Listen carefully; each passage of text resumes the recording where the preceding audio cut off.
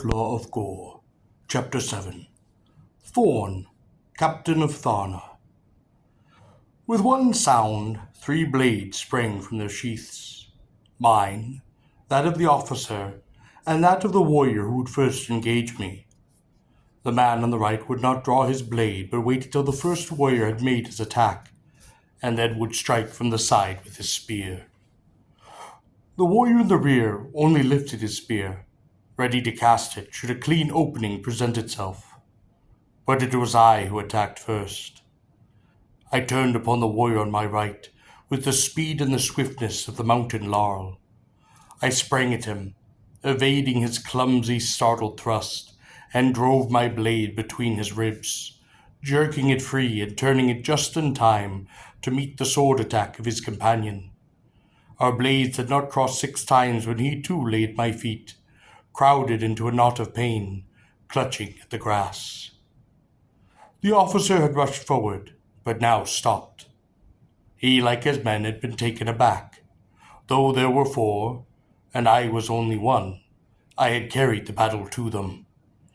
The officer had been an instant too late, and now my sword stood between him and my body. The other warrior, behind him, his spear poised, had approached to within 10 yards. At that distance, he would not be likely to miss. Indeed, even if the missile struck and penetrated my shield, I would have to cast the shield away and would find myself at a serious disadvantage. Yet the odds were more even now. "Come, Thorn of Tharna," I said, beckoning to him. "Let us try our skill." But Thorn backed away and signaled to the other warrior to lower his spear. He removed his helmet and sat on his heels in the grass. The warrior behind him.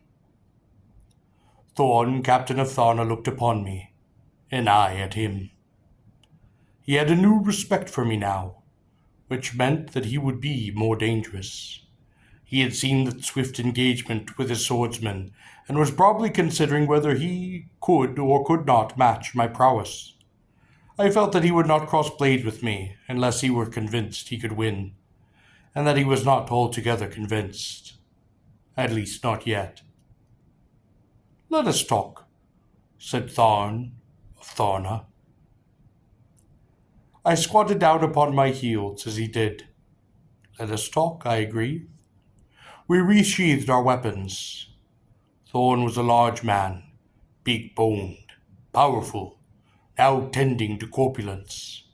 His face was becoming heavy and yellowish, but mottled with patches of purple where small veins had burst under the skin. He was not bearded, save for the trace of a tiny wisp of hair that marked each side of his chin, almost like a streak of dirt. His hair was long, and bound in a knot behind his head in Mongol fashion. His eyes, like those of an urt, one of the small horned rodents of Gor, were set obliquely in his skull. They were not clear. Their redness and shadows testified to long nights of indulgence and dissipation. It was obvious that Thorn, unlike my old enemy Parkour, who presumably had perished at the siege of Ar, was not a man above sensual vices. Not a man who could with fanatical purity and single-minded devotion sacrifice himself and entire peoples to the ends of his ambition and power. Thorn would never make an Ubar. He would always be a henchman. "Give me my man," said Thorn, gesturing to the figure that lay in the grass still moving.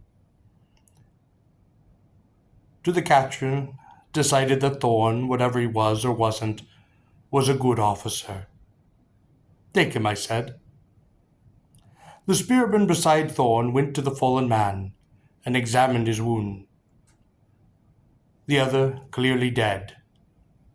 "He may live," said the spearman.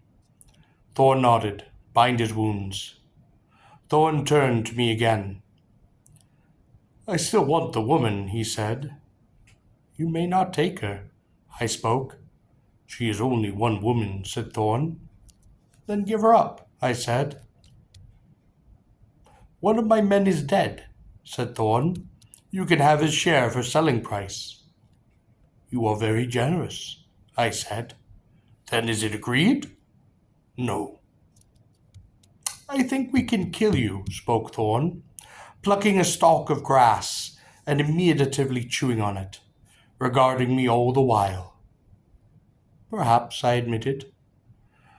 On the other hand, said Thorn, I do not wish to lose another man. Give up the woman, I said.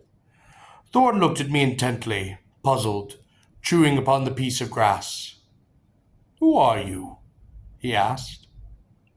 I was silent. You are an outlaw. That I can see by the lack of insignia upon your shield and upon your tunic. I saw no reason to dispute his opinion. Outlaw, said he, what is your name? Tarl, I responded. Of what city? He asked. It was the inevitable question. Koroba. The effect was electric. The girl, who had been standing behind us, stifled a scream. Thorn and his own warrior sprang to their feet. My sword was free of its sheath. Returned from the cities of dust, gasped the warrior. No, I am living man as you. Better you had gone to the cities of dust. You are cursed by the priest kings. I looked at the girl. Your name is the most hated on Gor, she said, her voice flat, her eyes not meeting mine. We four stood together, not speaking. It seemed a long time. I felt the grass upon my ankles, still wet from the morning dew. I heard a bird cry upon the distance. Thorn shrugged. I will need some time to bury my man. Silently, Thorn and the other warrior scooped out a narrow trench, burying their comrade within it. Then, wrapping a cloak about 2 spears and fastening it with binding fiber, they formed an improvised litter. On this, Thorn and his warrior placed their wounded companion. Thorn looked at the girl, and to my astonishment, she approached him, extending her wrists. He snapped slave bracelets upon them. You do not need to go with them, I told her. I would bring you no pleasure, she said bitterly. I could tree you, I said. I accept nothing from the hands of Tarl of Koraba, she said.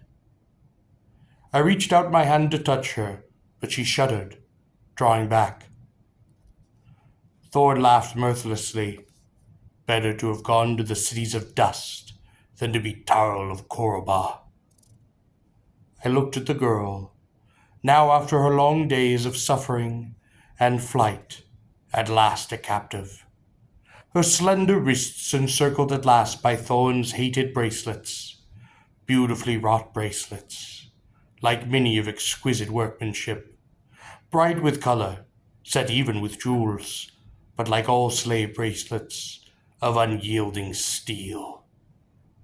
The bracelets contrasted with the meanness of her coarse brown garment. Thorn fingered the garment. We will get rid of this, he told her. Soon, when you have been properly prepared, you will be dressed in costly pleasure silks, given sandals perhaps, a scarf, veil, jewels, garments to gladden the heart of a maiden. Of a slave, she said. Thorn lifted her chin with his finger. You have a beautiful throat. She looked at him angrily, sensing his meaning. It will soon wear a collar. Whose? She demanded haughtily. Thorn looked at her carefully. The chase had apparently in his eyes been well worth it. Mine, he said. The girl almost swooned. My fists were clenched.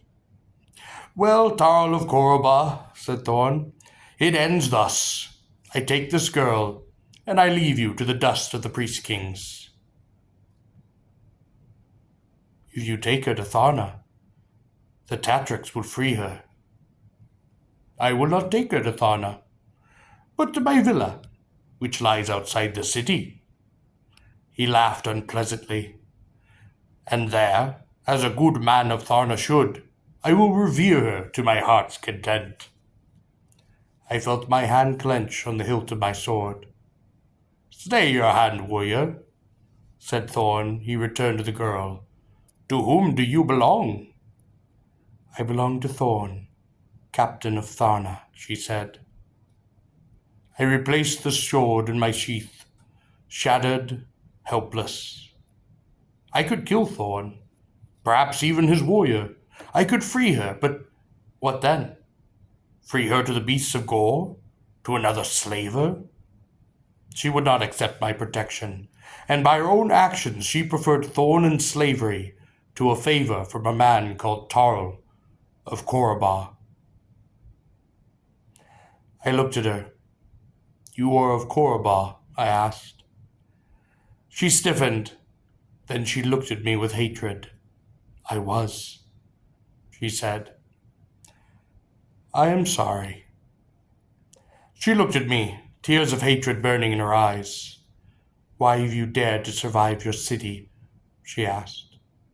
"To avenge it," I replied.